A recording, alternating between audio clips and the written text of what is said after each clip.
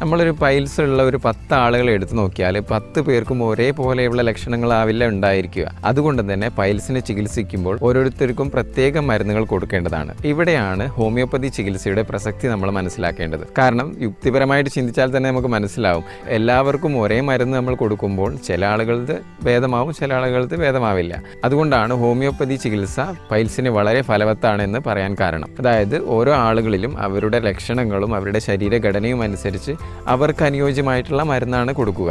വേറെ സൈഡ് എഫക്റ്റുകളൊന്നുമില്ലാതെ ആ ഒരു അസുഖം നമുക്ക് പൂർണ്ണമായി മാറ്റാൻ കഴിയും. ഇത് നമ്മൾ പൈൽസിൻ്റെ കാര്യത്തിൽ മാത്രമല്ല, മറ്റെല്ലാ അസുഖങ്ങളുടെ കാര്യത്തിലും ഈ ഒരു ചികിത്സയാണ് നമ്മൾ നിർദ്ദേശിക്കാറുള്ളത്. കാരണം പല ആളുകളിലും പല തരത്തിലുള്ള ലക്ഷണങ്ങളുണ്ടാവാം. ചില ആളുകൾക്ക് ചൊറിച്ചിലായിരിക്കും, ചില ആളുകൾക്ക് പുകച്ചിലായിരിക്കും, അതുപോലെ തന്നെ മലാശയത്തിൻ്റെ ഭാഗത്ത് നമുക്കൊരു കല്ലുള്ള പോലെ അല്ലെങ്കിൽ മുള്ളുകൾ നിറഞ്ഞ പോലെയൊക്കെ ചില ആളുകൾക്ക് ഫീൽ ചെയ്യാറുണ്ട്. അവർക്കൊക്കെ പ്രത്യേക തരം മെഡിസിൻസാണ് നമുക്ക് കൊടുക്കാനുണ്ടാവുക. ഹോമിയോപ്പതിയിൽ പൈൽസിന് ധാരാളം മരുന്നുകളുണ്ട്.